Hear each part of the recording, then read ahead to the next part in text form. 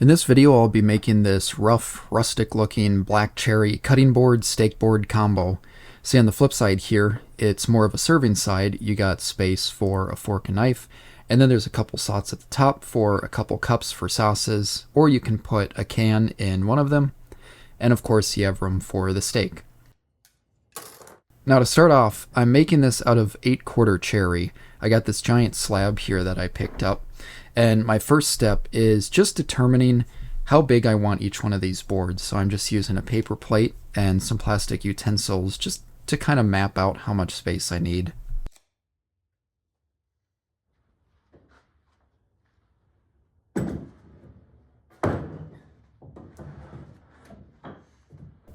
I had to cut this down to a more manageable size, and you see me using a trick here where I score the top, and then I'm going through and cutting this in multiple passes, just so I'm not putting too much strain on the saw.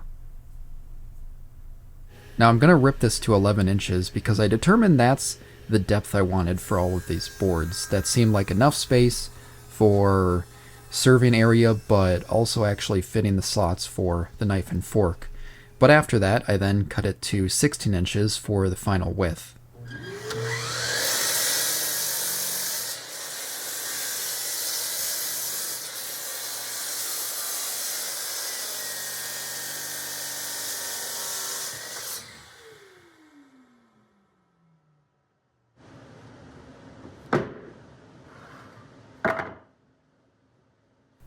Starting on the serving side, I really didn't have a design picked out at this point. I didn't know that I wanted a two-sided, and I was trying to figure out how I wanted to map out each one of the slots, but I knew I wanted that middle stake spot with the juice groove. So I thought making a router template would be the best option here.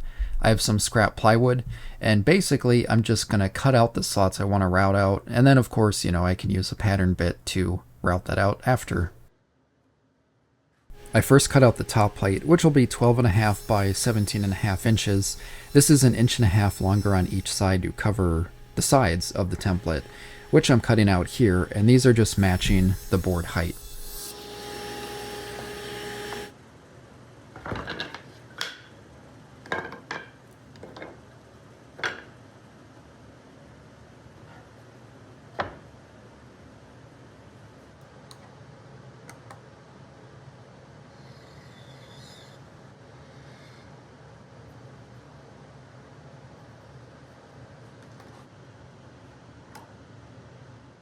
Right here is actually where I got the idea of adding some spots for sauce cups, and later on I realized I actually had the perfect size for a can of beer pop as well, so I did kind of luck out there.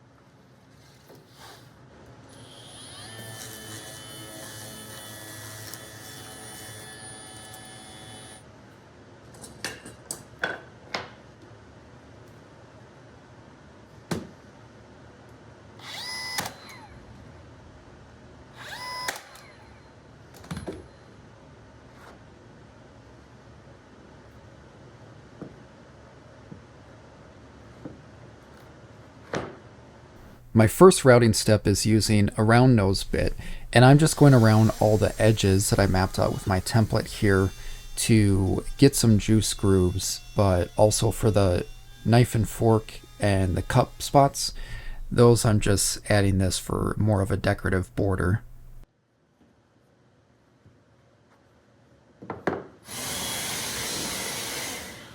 Now I'm switching to a mortising bit, and I have a larger bushing on my router base, and I'm using this to route out excess material in the utensil and cup spaces.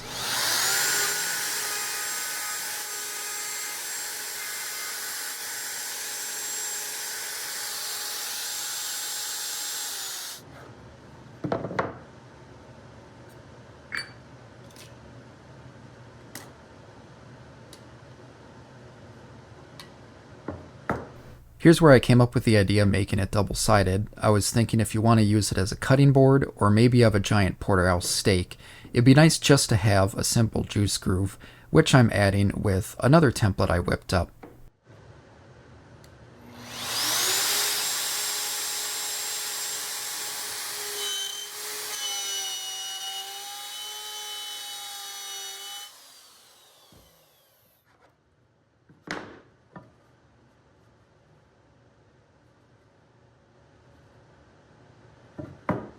Now for appearance, I thought it would be cool to add some chamfers, like my workbench here. So using the electric hand plane, I just went through and I winged it. I just kind of did whatever I felt like, adding different kind of angles and chamfers in different places, just to give it a more unique appearance. And then after that, I gave it a quick sand just to clean everything up. Now at this point, you could put finish on it and be done. But I thought it would be cool if this had kind of a rough appearance. It is a steak board, so I thought something you would find in an old pub or grill would look really cool. So I blasted it with my propane torch.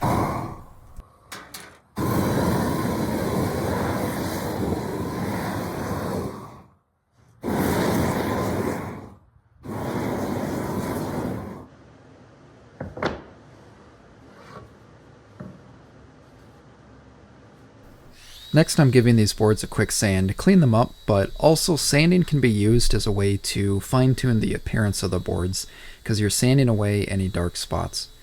Now I am using a small propane torch to go through and touch up areas that weren't hit by the larger torch. Of course, it goes without saying this is fire. Fire is dangerous, so know what you're doing if you attempt this.